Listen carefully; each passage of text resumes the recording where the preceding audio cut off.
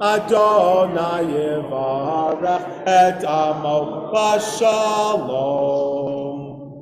So please feel free to be seated. We're going to continue now with L'chadodi, joyous welcome of Shabbat. And I was instructed that often you don't do the whole of L'chadodi. Is that not correct? We do the whole of L'chadodi. That sounds great. I actually tell you, I was once in a Bratslaver synagogue in Jerusalem, and they did every verse of L'chadodi to a different nigun, and they sang the nigun for about 10 minutes before you got to the verse. So you can just imagine how long L'chadodi took. But it was beautiful and really spiritual. So I'm not going to do that tonight. L'chadodi, l'chadka, Pnei Shabbat, l'chadla, l'chadodi, l'chadka, Pnei Shabbat, l'chadla. Tamor v'zachor b'dibor echad hishmi anu el hamyuchad Adonai echad u'shoeh sheni peret l'chia l'hedoni l'hedrakala Pnei Shabbat l'chadla Lekrat Shabbat lechovanecha ki imekor abaracha mirosh mikedem nesucha so maaseh b'machshav achila lechadodi lechrat kala Pnei Shabbat lechabela Mikdash Melech Melucha Kol Mitzvah Metocha Chafecha Rav Shevet B'Emek Kabacha Uyachamol Allah Yechemla Lechadodi Lechrat Kala Pnei Shabbat Lechabela Itna Ari Me'afar Kumi Livshi Big day, tehefer techami, al yad benishai beit alachmi, korba al nashi gehala, lechadodi, lechrakala, Pnei Shabbat nehekabela, Itoreri, kiva, orak, kumi, ori, Shir daberi kevod Adonai Alayek nigla lechadodi lechrakala Pnei Shabbat nehekabela Lo tevoshi velo tikalmi matish tochachi umatemi bach yechesu ani eyami nibnata yir al tila Lechadodi, lechrakala, Pnei Shabbat nehekabela, v'chayu l'shisa, shahosayich v'rachaku kol, mivalayich, yasis alayich, Elohayich, kimsos haktan al kahala, lechadodi, lechrakala, Pnei Shabbat nehekabela, Yaminu smol tehefroti et Adonai ta'aritzi al yadish ben parti ben ismecha ben agihila lechadodi lechrakala Pnei Shabbat nehekabela. Boi shalom ateret bala gam besimcha uvetzohala tochem munei am segula boi chala lechadodi lechrakala Pnei Shabbat nehekabela. Continue on 27 with the Psalm for Shabbat. It's more Shabbat. ולזמר לשמך עליון, ולזמר לשמך עליון, להגיד בבוקר לך מה אלוה אסור עלינה ועליון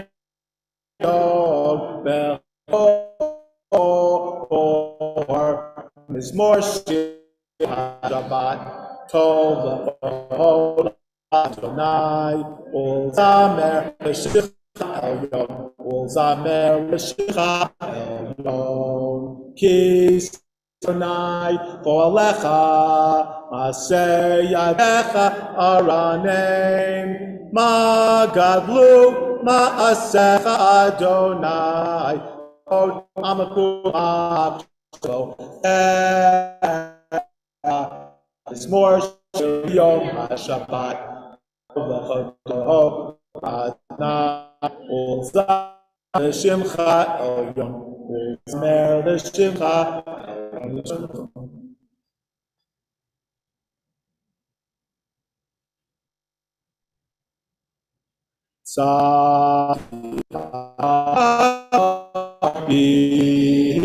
יפרח כארז בלבנון יזכה שתולים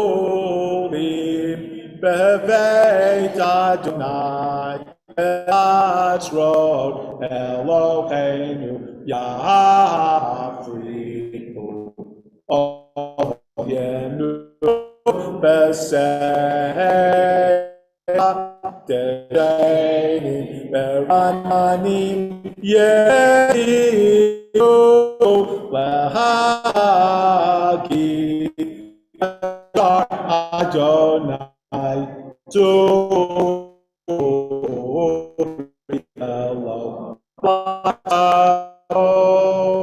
when we do the last psalm of Kabbalat Shabbat on page 29. And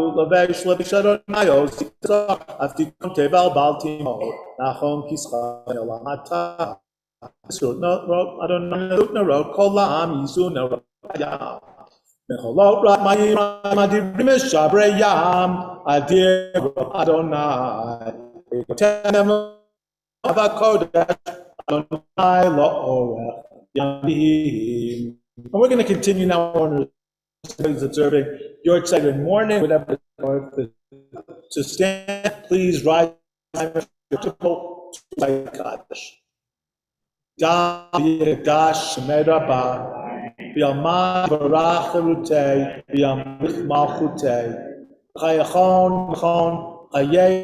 Israel. Ba'adallah is man kari v'mru amen. Hey, Rabbi, mivarach le'am amen. Yak v'yishtach v'yit naseh. Itadar v'taleh v'yitzal shenei v'yishpari. Ela minko birchata v'shirata kushchata v'chamata Ramba ama v'mru Yehesh lama rabba nim jamai v'chayim Aleinu v'al kol Yisrael v'mru Oseh shalom v'mrama V'ya'aseh shalom Aleinu v'al kol Yisrael v'al kol Yisrael v'mru. Please feel free to see home. In many I've been, this is the customary time to share some words, so I don't know what the custom is here now. And if I end up coming, then you're in the right place, which is always good, because it's a learning process of when the new comes to the congregation, their melodies, and to grow and share new melodies, but very slowly, organic, really become comfortable to a marriage to a rabbi, so that's really what it is. With all the struggles in normal marriage. So it's my pleasure to be here. We love the Southwest, and so a reason to come to the Southwest and to be around in New Mexico was always something that we jump at, and then to think about coming here to live and work is really exciting for us. And certainly this congregation, it was wonderful with you singing with me tonight and hearing such a great participatory service, because that's really, for me, what I look for is a congregation where people sing together and enjoy and have a real spirit of Ruach. Because I think a congregation that has Ruach, where people are joined together and the service belongs to everyone, that's really where spiritual things happen. And I'm excited to see that and hear that tonight. Now, I was asked to speak a bit about myself, which may be a little bit egotistical, but that's okay. Rabbis are not unknown about being egotistical. So let me tell you a little bit about myself in a fairly short amount of time. I'm going to watch my clock so I don't go late. So I was born in New York, in Brooklyn, and then lived for many, many years in Westchester County, where I grew up. And my parents were both secular. My father had grown up conservadox in Brooklyn, as probably other people here may have in other parts of New York or other places. That was really the thing in those days. You go to a conservative synagogue that didn't look very different from your Orthodox synagogue next door. And my grandfather was a kosher butcher. Even though he was totally secular, he was actually a communist, but a kosher butcher, which I always thought was a bit incongruous. But my great-grandfather, who we have a painting of him, he looks like a Hasid, and he was a communist and a kosher butcher too.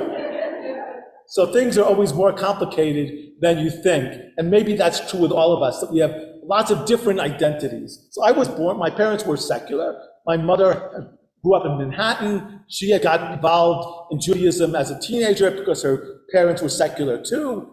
But then when she married my father, she dropped everything. And they moved up to Westchester, typical liberal Democrats living in Westchester. So Eugene McCarthy was more the religion than almost anything else. But they were very socially aware. They marched with Martin Luther King. They were active in the civil rights movement and the anti-war movement. So we learned a kind of value of what Judaism was about, because they always expressed it in terms of Judaism, though not religious Judaism. So the only thing we did at home was Hanukkah initially, and then when my grandparents got too old, they started doing a sort of Passover, which was pretty much a gastronomic Passover with maybe, I think, maybe we did the 4 questions in Dayenu without having any idea what Dayenu was about.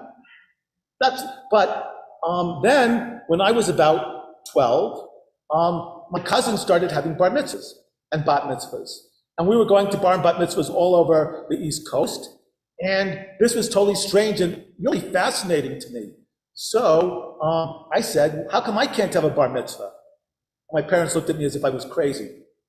But I thought it was exciting and something I wanted to do.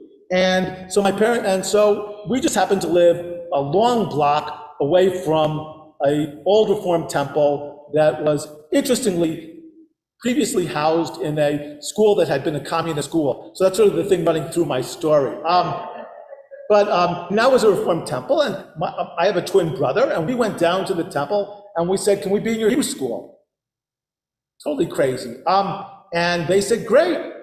And they actually didn't even go to my parents to bill them for a year. They left in the school for a year. And then we entered the bar mitzvah class when we were 13, so we were a bit late. And then my parents had to leave. My mother joined the synagogue.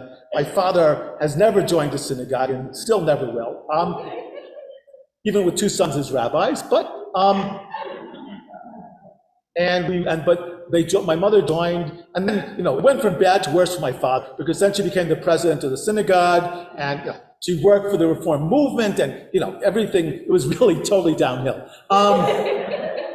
My father took it in stride, and so we were bar mitzvahed, and then I guess everything led from that. For me, there were 2 things that led to my becoming a rabbi. I read The Chosen by Chaim Potok, and that was a really important book for me. It showed a form of Judaism I knew nothing about, a scholarly form of Judaism, but also a very religious, or at least traditional form of Judaism, and that was fascinating. And so when I was about 14, I decided that it was time, I wanted to be a rabbi. And then the rabbi in my congregation he was a real old-fashioned social justice reform rabbi, and he had this prophetic form of Judaism that it was more political than maybe I'm comfortable being. I think that I don't totally disagree with what he stood for, but he really had a prophetic vision of Judaism, that Judaism was about tikkun olam, about transforming the world. And so these were my influences, which were sort of contradictory. The traditionalism of Chaim Potok and the radicalism of Rabbi Michael Robinson. And actually the nice thing was that about 40 years later, he married Shelley and me. That was very nice. Not quite 40 years later, but close. So we had, so that was a nice congruence for us that he came up to Edmonton to marry us. It was about the last thing he did. So that was the start for me. I decided to become a rabbi. I went to Israel for a year in high school, and that was transformative. We lived on a kibbutz. And interestingly, when we came back, we had to, of course, talk about what happened in Israel, because we got a scholarship, and that's how you justify your scholarship. You give a talk in shul. So one of the older men in the synagogue, who was probably a conservative Republican, says to my brother, "What was the most important thing you learned in your year in Israel?" So my brother said, "I learned to be a socialist."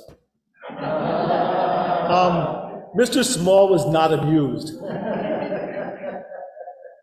But it did transform us, and religiously especially, and creating a commitment and an idea of Israel, what it was and what it could be, and the world, what it was and what it could be. And so I would say then the rest is history, and maybe that's true. I went to Brandeis, where there were a few Jews anyway, and there was the only pre-rabbi group in probably the entire nation as a college club.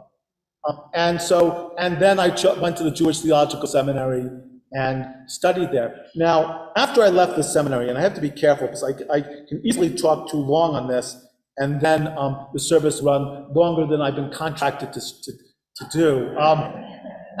You always have to be very, you listen to people, what you're used to.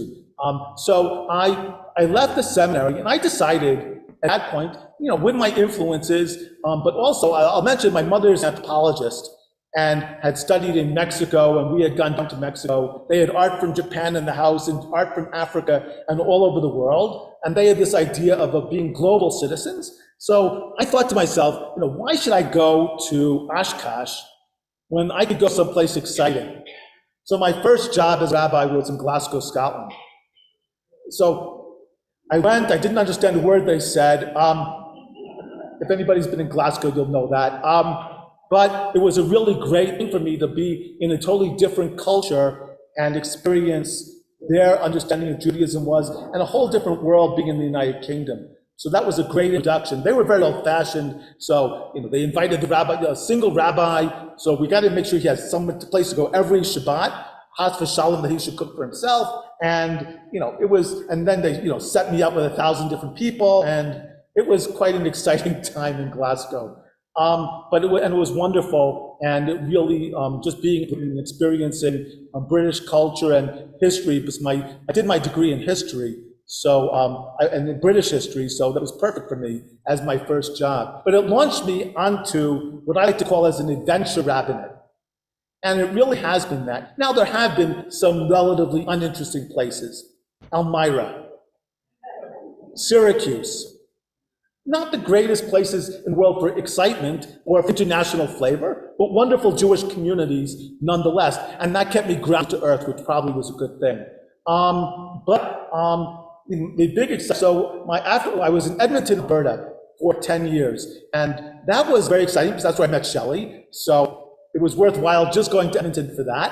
But it was a great community, and Canada was always a mystery. When I first looked at and thought about applying to Edmonton, I looked at the map, and my map went up to about Medicine Hat in southern Alberta, and it covered Toronto and Montreal, but not much else. So Edmonton was a big mystery.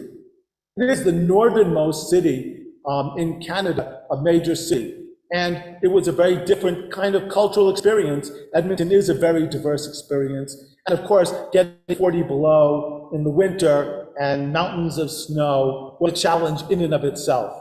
So that was an adventure, not necessarily an adventure I want to repeat.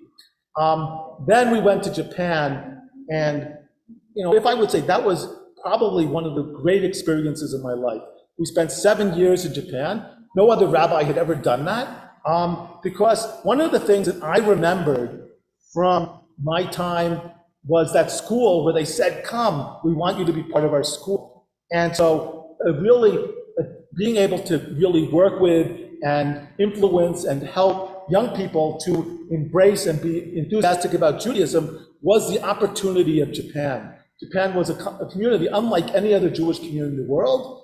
It's expats and it's young expats. The average age was probably about 40, maybe 35. And there were 60 kids in our Hebrew, 50 to 60 kids in our Hebrew school. And for a 100 family congregation, that was a phenomenal amount. And that doesn't count, of course, the preschool kids or the teens that came back and taught in the school. And in Japan, it was a really hands-on rabbinate. I taught, with Shelley's help, all the bar mitzvah students. I also taught the bar mitzvah class. I did teen programming, and it was so exciting to be able to be there and to connect with young people as well as older people in the community. And one of the things that was really exciting was with my colleagues in Asia, we developed a Chaton Program where we went all over Asia. Imagine those of you who have young kids or still remember having young kids, that what it would be like if your rabbi said to you, hey, do you mind if I take your kids for a flight for 3,000 miles to Singapore, to Bali, or to Shanghai, or to Hong Kong for a weekend? Well, even just the expense is rather horrifying. But in a bad community like Tokyo, great. The kids, of course, were even more used to flying than I was because they went everywhere, and they were children of the world, people of the world. But we had an exciting time and experiencing Jewish life in Asia, especially most of the young people were half Japanese or half Chinese. So they were able to meet other Jews who were like them and realize they were part of a bigger Jewish world where they weren't alone and that they could fit in. So it was really exciting, and we still hear from the young people, and it was a great experience to be part of that. I'm not going to talk about my Indonesia experience, 9 years working with a very exciting community in Indonesia. That was an adventure unto itself, but I'm speaking about that tomorrow night. But I think even then coming back to Syracuse was a new adventure because then it was COVID. And trying to learn, navigate COVID was, I don't know if it's something, again, it's another adventure I don't want to repeat. I'm sure all of us don't want to repeat what happened with COVID. But I think it was a great learning experience, how to meet people's needs when we can't be in the same room together, how to create meaningful services over little images of people about this big, and how to get to know people when you only see them either about a half an inch tall or you see them covered with masks and you never see faces. So it was a great challenge for all of us, and the Jewish community is still struggling and learning. But we met wonderful people in Syracuse, especially the seniors who we connected with, and really built a wonderful connection and community there, which will be sad to leave. But I'm looking, and Shelley and I are looking for our adventure to continue, and one of the reasons why we're excited about hoping to continue here in Albuquerque is, like Japan, this is a place of culture, a place where many different cultures meet, and many different cuisines meet, but also with different languages, different traditions, different religions, and it really is just a place full of excitement. And then to find such a beautiful congregation where people are so committed to building Jewish life in a relatively isolated way, it's a challenge. It's something that I'm excited about, and especially having been told that, like Tokyo, it's very hands-on where you want Rabbi to work with the kids. That's such an exciting thing for me to help build a strong youth and a strong young adult, as well as adult and senior population, all connect to synagogue, all growing together as we build Jewish life and work for Tikkun Olam. So thank you for inviting me. I think I went on a little bit too long, but I wanted to share with you, and I'm glad that I could be here with you. So we're going to turn now to Mariv on 39a, interestingly. So please rise if you're comfortable doing so.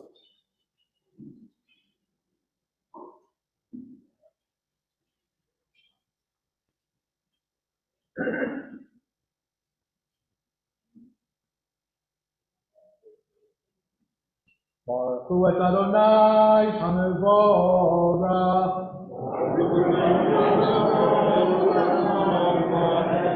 Baruch Adonai HaMevorach le'olam va'ed. Please feel free to be seated.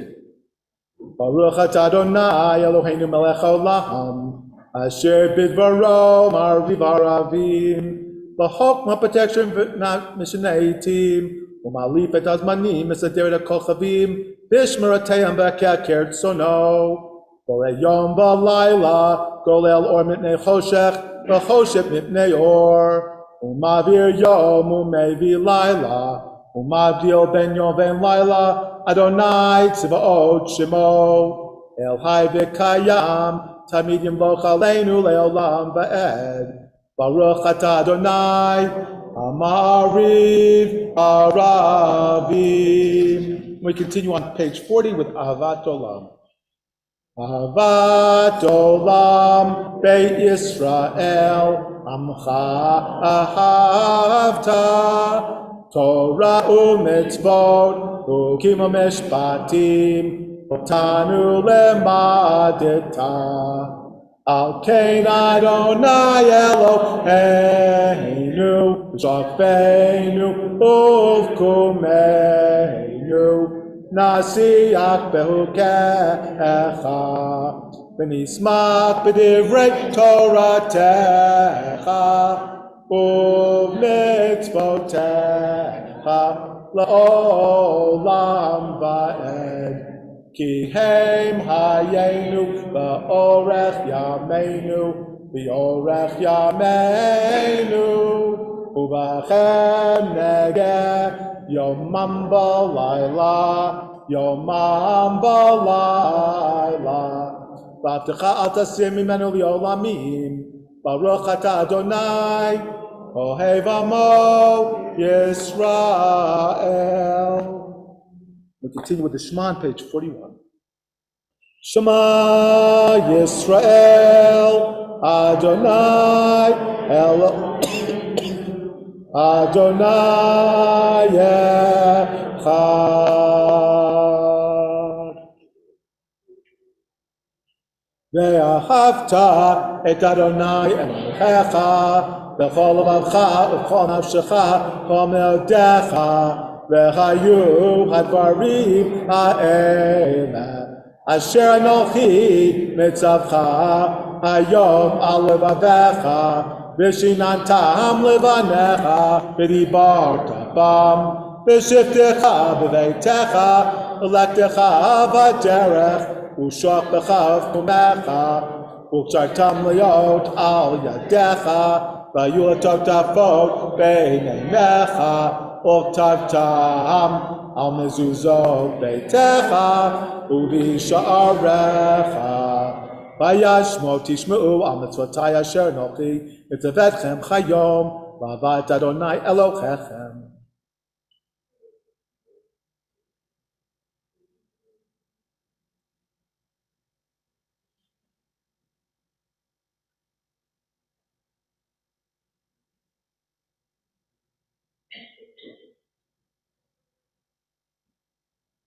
Vayomer Adonai al Moshe Lemor, Daber al Bnei Israel v'amarta aleichem, Yasu lechem tzitzit, al chamfei bigdeichem ledorotam, v'natnu al tzitzit lachanaf patil tchelet, Vayer lechem letzitzit, uritem oto, Spartem ekol mitzvot Adonai, vasitem otam, v'lo taturu, acharei lechem, acharei nechem, asher temtu achareichem. Leman tizkaru vasitem ekol mitzvotai v'tem kidoshim le'Elohechem. Ani Adonai Elohechem asher chotzetirchem me'eretz Mitzrayim yot lachem le'Elohim.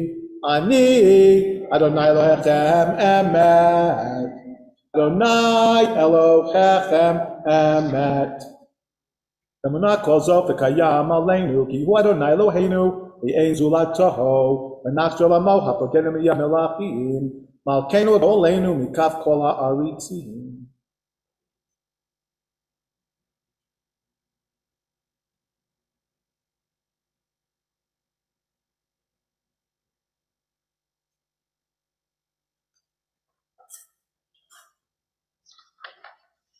And we continue on page 44.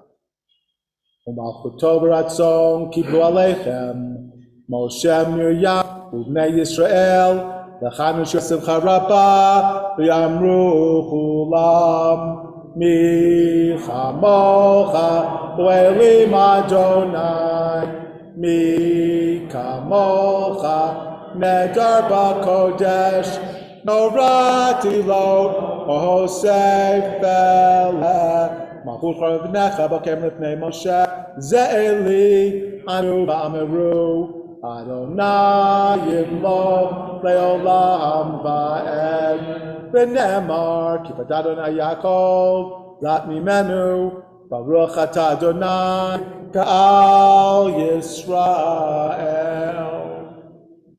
We're going to continue with Hashki Venu, and I think we'll read it in English as a way of thinking about the desire for peace in the night. So let's read it, and we'll omit the line where it says, someone meet on Shabbat. Allow us, Adonai, our God, to sleep peacefully. Awaken us to life, O Sovereign. Spread over us your canopy of peace.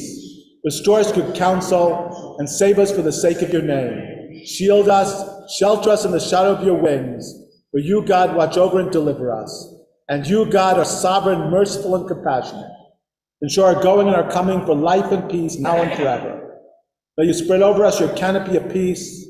Baruch Atah Adonai, who spreads a canopy of peace over us, for all the people of Israel, and over Jerusalem.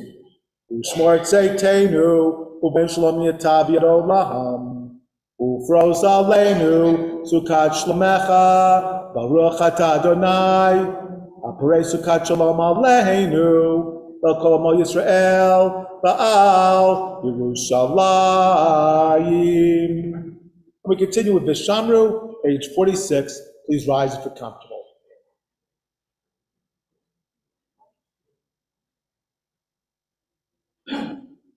Vishamru Bnei Yisrael et HaShabbat Lahasot et HaShabbat leDorotam b'ridolam Vishamru Bnei Yisrael et HaShabbat Lahasot et HaShabbat leDorotam b'ridolam Beini uvein Bnei Yisrael Oti leolam Oti laolam Vishamru Bnei Yisrael et HaShabbat Lahasot et HaShabbat leDorotam b'ridolam Ki sheshet yamim asa Adonai et HaShamayim ve'et ha'aretz Vishamru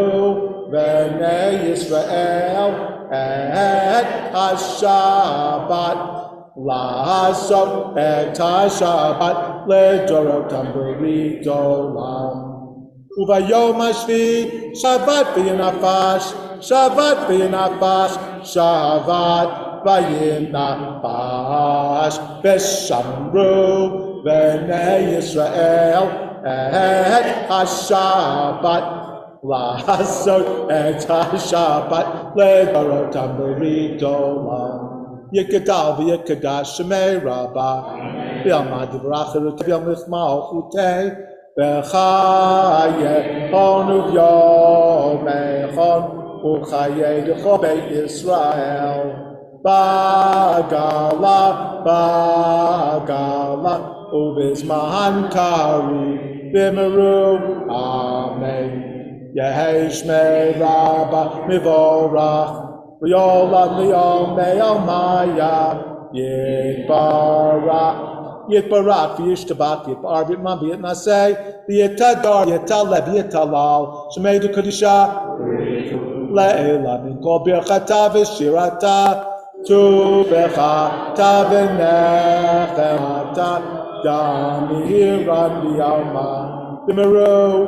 Amen. And we continue now with the silent Amidah, which begins on page 47.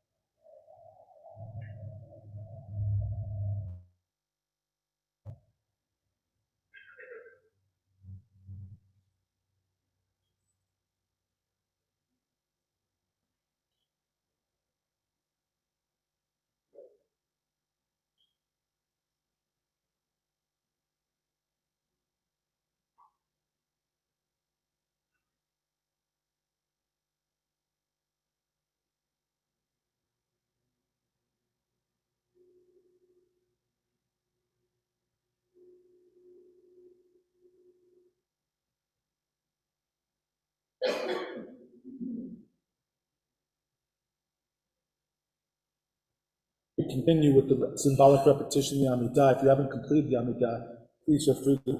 It's a custom to rise by hulu, is to sit. My minhag is to sit from Magain Avot and onward. But if it's congregation's minhag is different, then feel free to follow congregation's minhag rather than mine. So I won't announce anything. That way I won't confuse you or confuse me.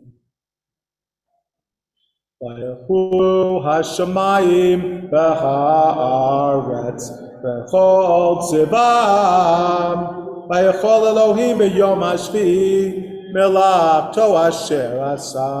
Vayishbok b'yom hashvi'i mikol melachto asher asa.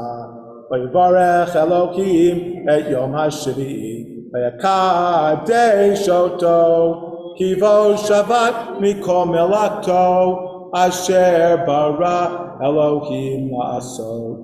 Baruch atah Adonai Eloheinu Elohei Avotenu v'Imotenu Elohei Avraham Elohei Yitzhak Elohei Yaakov Elohei Sarah Elohei Rivka Elohei Rachel Elohei Leah El Hagadol Hebor Mahanora El Elyon Konei Shamayim Haaretz Magei Navot Bidvaro Mechayei Meitim B'Mamaro Ha'el HaKadosh Ein Kamohu Ameniach Le'amo Yom Shabbat Kodsho Kivam Ratza Lahaniach Lachem Kivam Ratza Lahaniach Lachem Lefanav Navod Be'yerav Me'ein HaBracho El Avoda'ot Adon Ashalom Mekadesh HaShabbat Umbarek Shvi Umeniach Bedusha Yamaz Shnei Oneg Zecher Lemase Bereishit Eloheinu Ve'Heyavot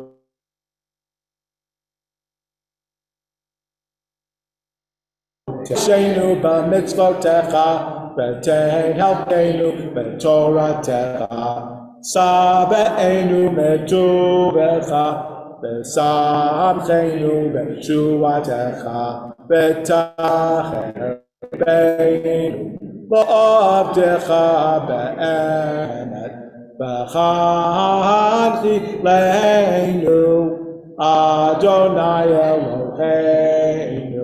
Ba'ahava uvratzon Shabbat Kodshecha V'yanuchu v'hayis Mekadshei Shemecha Baruch atah Adonai Mekadesh HaShabbat Yikral v'kadash Rabbi Yoma divrotem l'chmalchutei V'chayachon yimachon l'chol Beit Yisrael V'agolav zman k'vemru Amen. Yehei Shmei Rabba Mevorach V'yolamo Me'el Maya Yitbarach Yitbarach V'yishtabach V'yitbar V'yitman V'yitnaseh Yitadar V'yitalef Al Shmei D'Kodisha Richu Leila Min Kol Birchata V'shurata Tushchata V'nechemata V'ramba Oma V'emru Amen. Tikabel Zoton B'toch Yisrael Kodam Abahon Yishmaya V'emru Amen. Yehei Shalom Min Shemai B'Chaim Aleinu V'Kol Yisrael V'emru Amen. Ohoseh Shalom B'mromav Hu Yaseh Shalom Aleinu Ve'al Kol Yisrael V'emru Amen. Yaseh Shalom Shalom Aleinu V'al Kol Yisrael Yaseh Shalom Aleinu V'al Kol Yisrael. And we continue with Kiddush, so I'm sorry you just sat down because now you have to stand. How do we distribute the wine? Oh, we do it at the end. Thank you. So we're going to wait for Kiddush, so we don't do that yet. So please, but you need to stand anyway, because otherwise we stand for a layman. I always thought Jewish services felt like you were a Jack in the Box. Aleinu l'shayach l'adon ha'kol, v'ateinu b'nu Yosef Reshit, shalom asamnu k'ratzot, v'lo samanu mitbachot ha'adama, Shalom, San Alkeinu Kaban, Vegohoreinu, Yechol Hamonam, Vanachnu Kodim, Unishtamadim, Umodi, Lefnei Melech, Malchei HaMlachim, HaKadosh Baruch Hu, Shehu Notei Shamayim, Yosed Haaretz, Umoshav Yekaro, Bashamayim Mima'al, Ushchinatu Zo, B'Kotei Meromim, Hu Eloheinu Eino, Emet Malkeinu Efezulato, Kakatuv B'Torato, Yedata Chayom V'Chashevota Elevavecha, Ki Adonai Huwa Elohim Bashamayim Mima'al Yahaaretz Mitachat Eino Okay, Nekavel Chadonai Eloheinu Lirot Mechei Rabbi Perek Tuzecha Lahavir Gilulim Min Haaretz Ha'elilim Karot Yekaretun L'taken Olam B'malchut Shaddai V'chol B'nei Vasar Yekru B'shmecha L'hafnot Elecha Koreshei Aretz Kiru V'yedu Kol Yoshvei Tevel Ki Lecha Tichra Kol Bereh Tishava Kol Hashon L'pnei Adonai Eloheinu Yichru V'yipolu L'choshim Chayitenu V'kabalu chulam et ol malchutecha timloch aleichem meira leolam va'ed ki al malchut shahem le'ad timloch be'kavod kach katuv b'toratecha Adonai yimloch leolam va'ed B'ne'emar v'chaya Adonai l'melech al kol ha'aretz Vayom hahu yehiyeh Adonai echad u'shmo echad. We continue now with the mourner's Kaddish.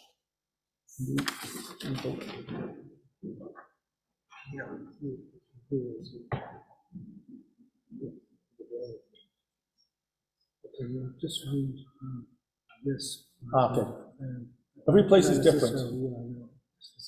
Okay, so today we lovingly remember the following yortzites that fall today and in the week to come. We think of Donald Kaufman, Daniel Spector, Ida Veit, Herman Schwartz, Andrew Nagin, Irving Pitkowski, Dorothy Veit, Ballard, Nisol, Kate Baskin, and Esther Koffler. May all their memories be for a blessing as any observing yortzeit morning rise if you're comfortable to recite the Kaddish. Yitgadal, v'yitkadash, Shemei Rabbah, v'yalmad divarah terutei, v'yamlich malchutei, v'chayachon yom echon, chayei dechovei Israel, v'agalav v'zman karib, v'imru amen. Yehei Shmei Rabbah, v'vorach le'olam, amei almaya. Yitbarak, v'yishtabach, v'yitba'ar, v'yitramam, v'yitnasei. V'yitadar, v'yitaleh, v'yitalal, Shemei D'Kodisha, B'richu, Leila Minkol B'yachata Shirata, Tushchata B'nechamata, B'miram Ba'alma, B'imru, Amen. Yehei Shlama Rabba Min Shemaya B'chayim, Leinu V'al Kol Yisrael, B'imru, Amen. Oseh Shalom B'mama, Hu Ya'aseh Shalom, Aleinu V'al Kol Yisrael, Amen. May the eternal comfort all who mourn. Yeah. And now Hardy's going to share some announcements with us. Very short. Every synagogue does it exactly that way. Who knew? Two dates I'd like you to really remember, and actually three. The first, of course, next week we will observe the same schedule as we have observed for this weekend. So you have your schedules. Please look at them and please don't forget the dates that you are expected to be here. Following that is the voting for the election, or the voting for our new spiritual leader, which will take place on August 28th at 5:30 p.m. So please be here for that.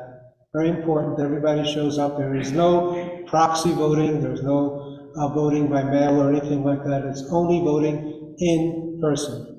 So please make every effort to be here to be part of selecting our new spiritual leader. And the next date I'd like you to remember is September 18th. And that is the day that we are going to dedicate our new Torah scroll in memory of our beloved member Wayne Biff Robert. And what we're going to have is the sofer, the person who's actually writing or wrote almost all of the Torah scroll except for the last few letters, the last 90 letters. And those letters are going to be written by members of the Babrik family, and then everyone who's a member of the show will have an opportunity to write a letter with the guidance of the sofer. So you're not going to have a quill in your hand, scribbling shin, which might turn out to be something more like, I don't know what it would turn out to be like, but it wouldn't look like shin. So he is going to be actually writing the letter with your hand above on top of the sofer's hand.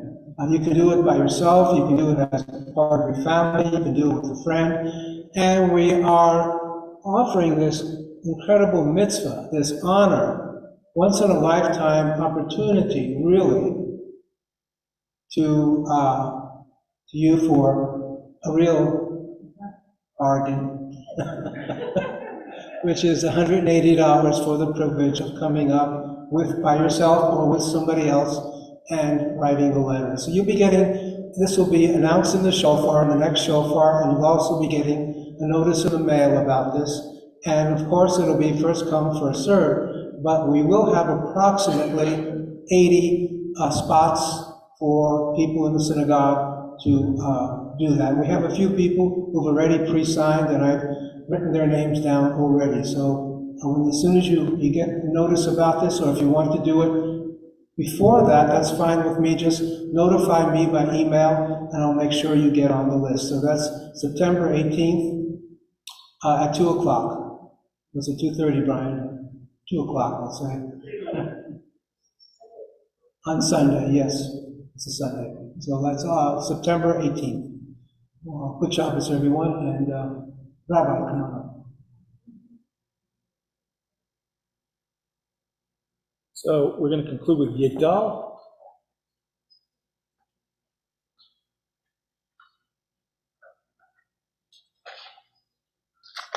And Yigdal is found on page 62.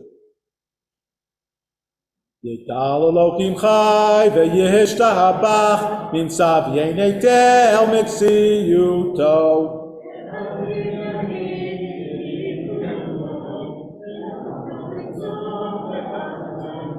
Ein lo demut haguf ve'eino guf lo na'aroch elav kedushato.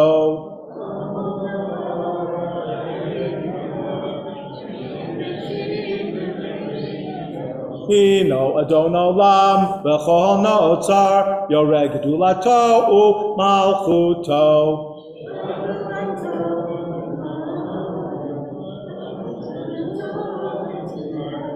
Lo kam b'Yisrael k'Moshe od navi u'mabitet emunato.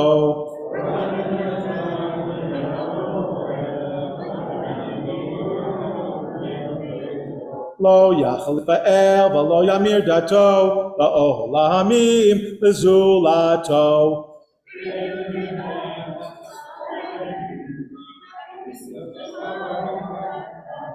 Gomel ish chesed k'mefa'alo noten rashara kerishato.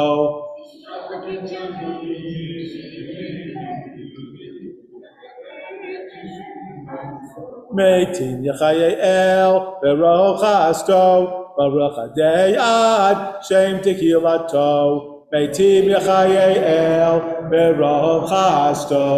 Baruch Adei Ad Shem Techilato. Shabbat Shalom.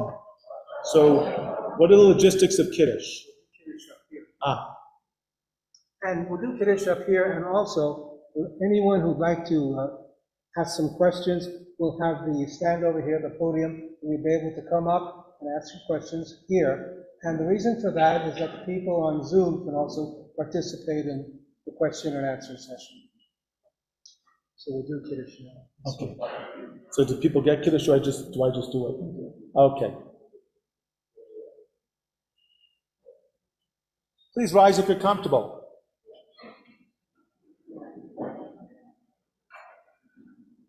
Vayechulu hashamayim b'haaretz b'chol tzivam vayechol Elohim b'yom hashvi'i milato asher asa vayishbok b'yom hashvi'i mikol milato asher asa vayevarech Elohim et yom hashvi'i vayakadesh oto kivo Shabbat mikol milato Asher bara Elohim la'asod Savri marotai Baruch atah Adonai Eloheinu melech haolam Borei pri hagafen Baruch atah Adonai Eloheinu melech haolam Asher kitchen mitotav v'ratzavanu V'shabbat kodsho v'yahavav ratzon hinchilanu Zikaron le'maseh v'reishit Ki bo yom techila l'mikra'ei kodesh Zecher l'tziat Mitzrayim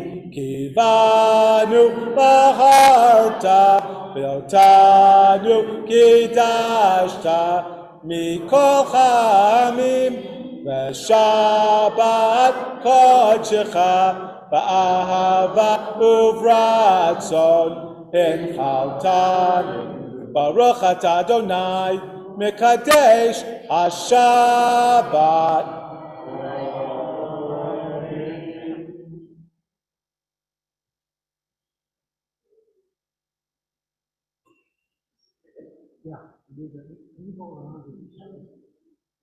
Okay, if you would like to ask a question of Rabbi Kunin, now we just back, and you can come up here and do it, or if you're more comfortable staying in your seat, Brian will be able to assist you.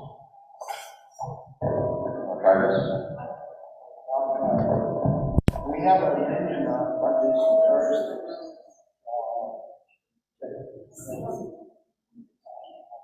Monday, Thursday morning. What is your joining? Okay, I love morning minions. In fact, in Syracuse, we have minyanim every morning and every afternoon. So we do it twice, which we share with the other conservative synagogue. So 2 days is easy. So yeah, I would be there unless I was away, as often as possible, because I love morning minyan.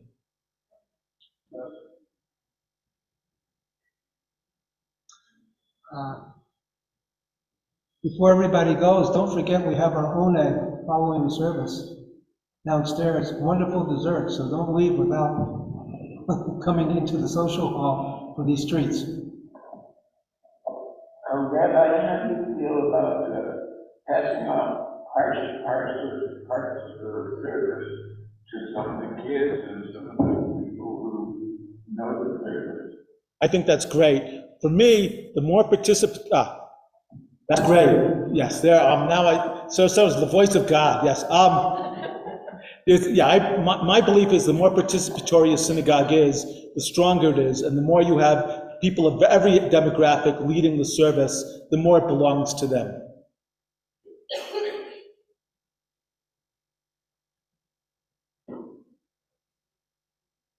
And in fact, I'll just mention that in Edmonton, we almost always had a young person doing the Torah, both of the Torah services, and often a young person doing Musa.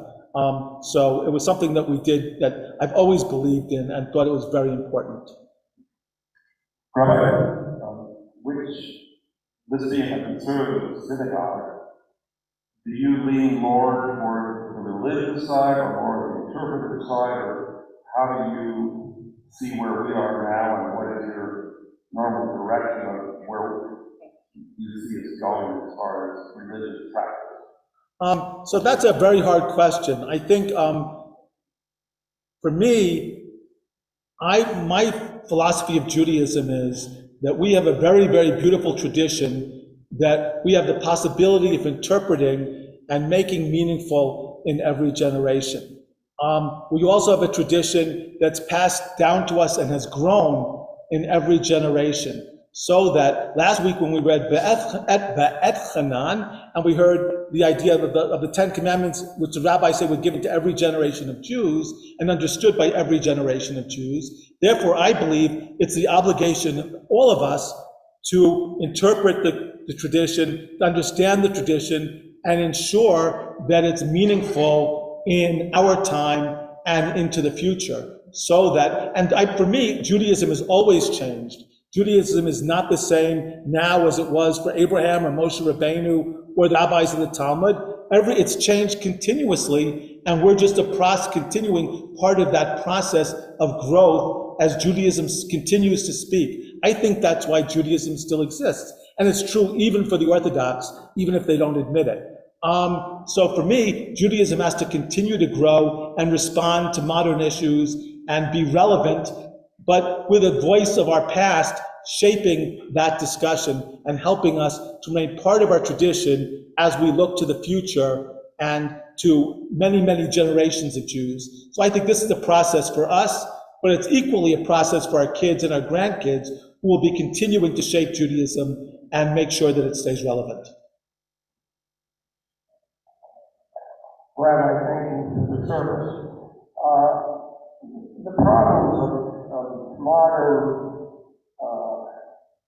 institutions, religious institutions, Jewish and otherwise, are that we're losing the growth aspect of it, especially here in Albuquerque.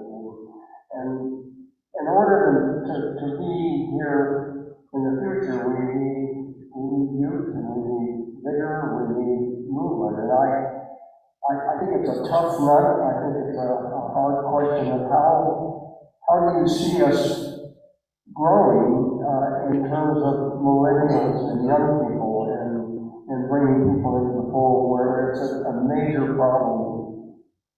So I'm not really, at least at this moment, I don't know totally about the demographics of Albuquerque and the potentialities for that growth. But I would say that they're the following thing, that we need to make sure that our synagogues are open and relevant for people of every generation, and we need to speak to people where they are, so that maybe the best place to teach Torah for young people isn't in a synagogue classroom, but it's in a pub over a beer. So I like the idea of Torah on tap, where you go, you have a beer, and you talk Torah, and you learn. So I think that, I found that to be very effective.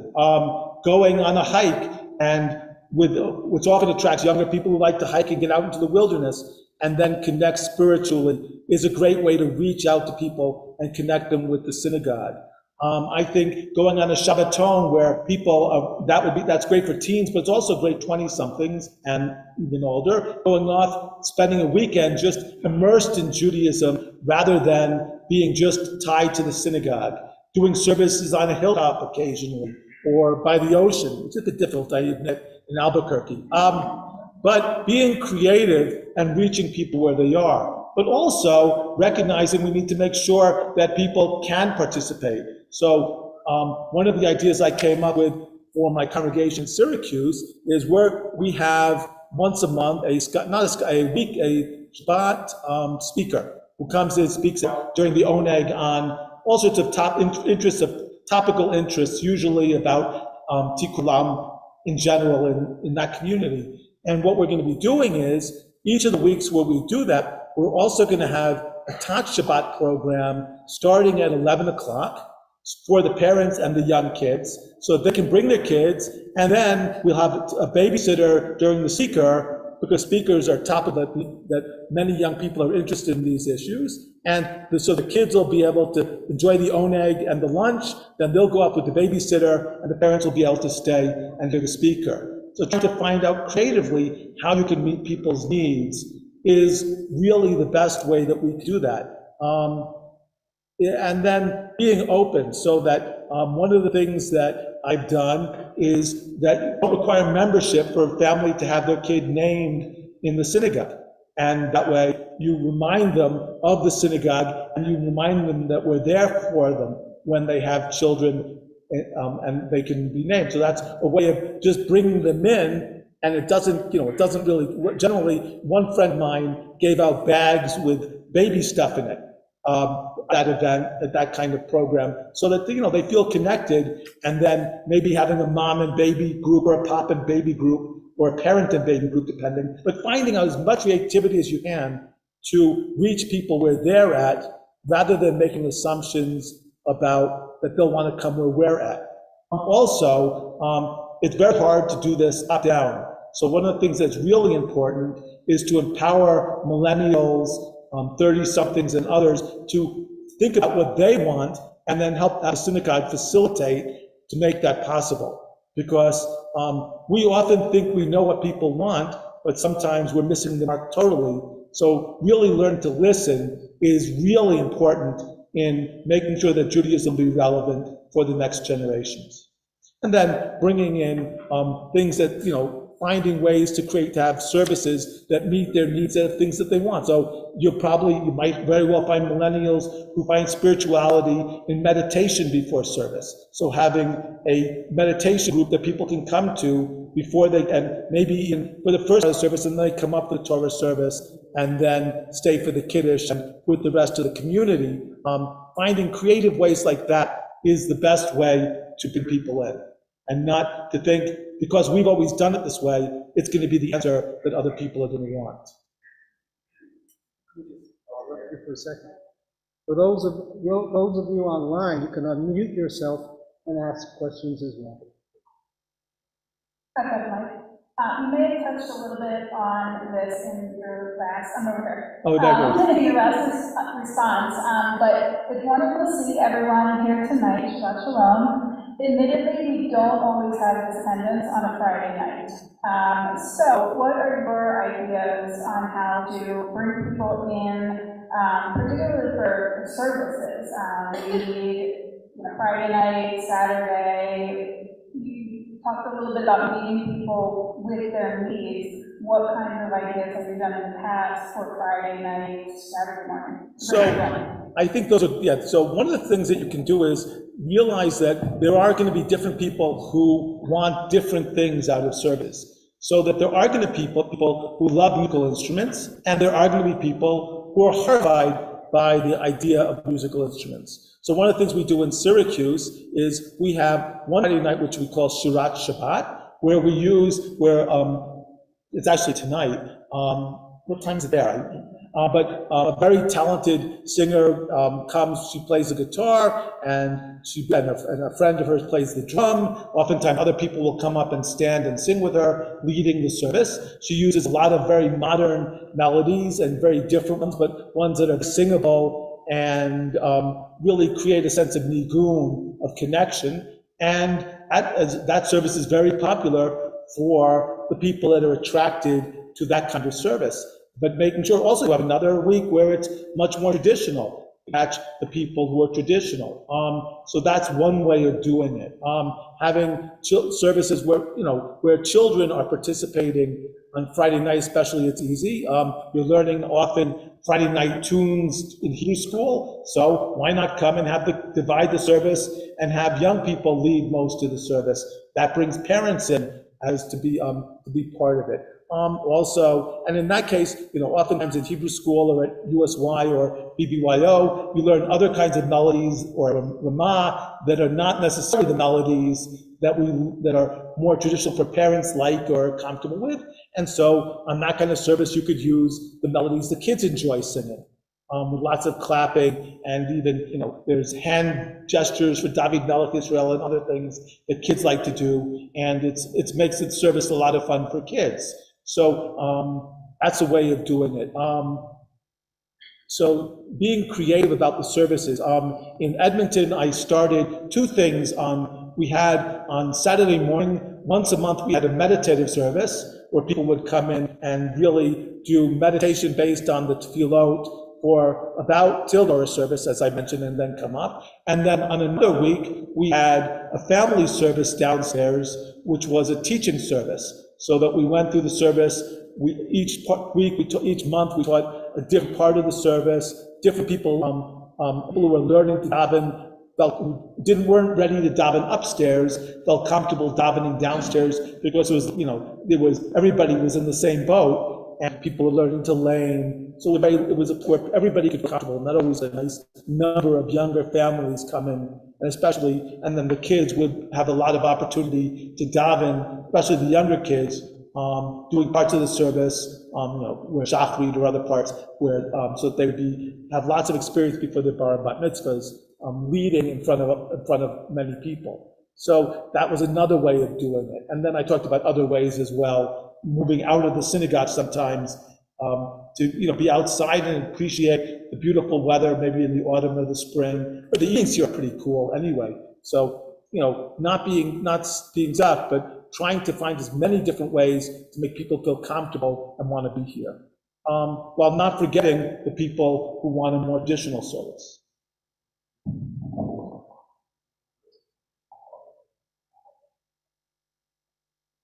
I apologize for asking this question because it's possible I may have misheard Rabbi, and if so, please correct me.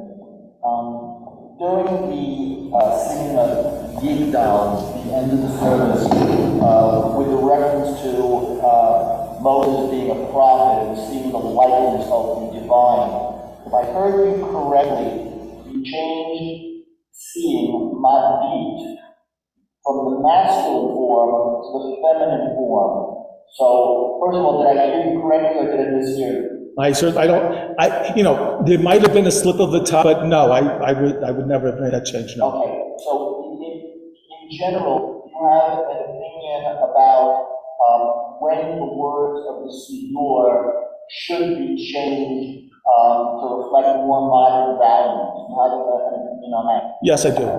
So, first of all, changing verbs to not work with their masculine or feminine. So if you're talking about Moses, it's got to be masculine, and if you're talking about Zipporah, it's got to be feminine. So so in that sense, I think that we have to make sure the liturgy, the traditional wording captures gender. But then there are sometimes problems where people don't feel represented. So I was a very early advocate of adding in the matriarchs, because I thought it was important to include both men and women in the service.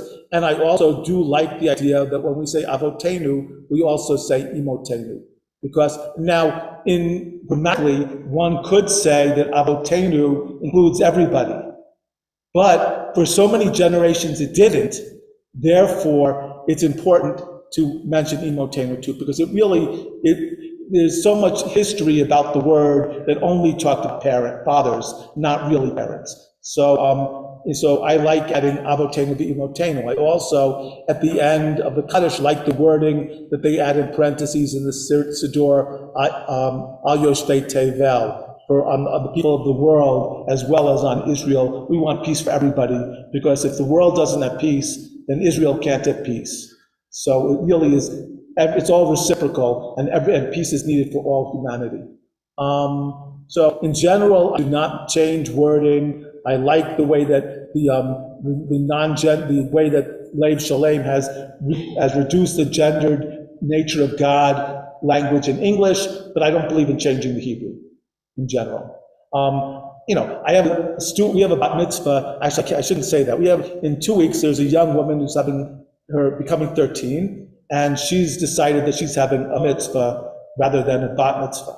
I understand where she's coming from, and so if someone comes to me and says that's what they want to do, I feel comfortable with that, though I also feel comfortable with bar and bat. So I think everybody's to make their choices, but in general, I don't make changes. So no, Mabit is what I said, or at least I meant to say. It happens. I could misspeak. It's not unknown. I think. How involved will you be with the religious school? What steps would you take to make Does it still welcome and you be able to do that? So I like to be in the religious school as much as possible. So on one level, it's leading to Filot every week, so the kids get to know me, and I get to know the kids, all the kids, and help them, and so that we can learn the Filot together. So that's one thing. Also, I've always thought that it's important the rabbi should be teaching the bar and bat mitzvah class. So that's something that I love doing. I like teaching older kids too. So in Edmonton, I not only I taught our bar mitzvah class this year. In the past, they had other teachers because they didn't really believe the rabbi should be involved in that way. But I also taught in the Hebrew high school as well, and participated in the communal Hebrew school, was shared by the synagogues.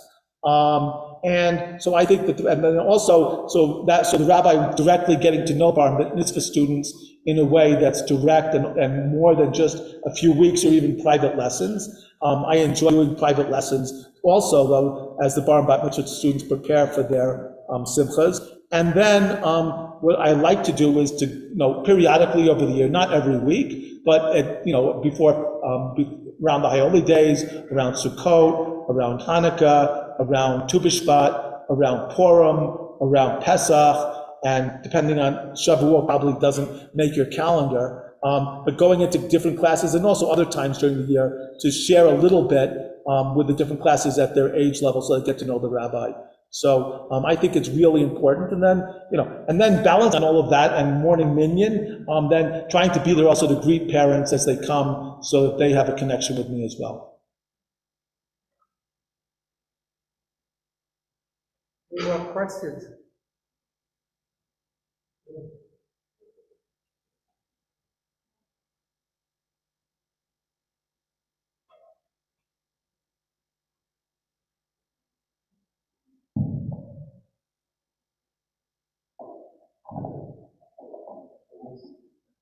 Hi,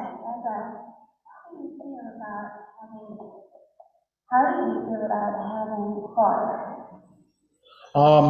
I have no problem with having a choir. It's not something I can lead. I love singing, but leading people in singing and making sure people are singing on key and different, that's beyond me. But if someone were to train a choir, it also, though, depends on the congregation, because whatever a choir does, I would want a choir to help encourage congregation singing rather than to create a performance. But otherwise, I find that choirs are beautiful on my holy days, especially, and other special times during the year. It's a big challenge to get a choir together these days because people are so busy.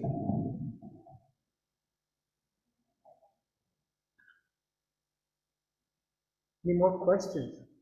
Well, you have a chance to ask questions downstairs as well for the ONEG, so if it's okay with you, we'll have people come to the ONEG. Absolutely. Okay, let's all go downstairs. I like something to drink anyway. But he's a little bit thirsty too.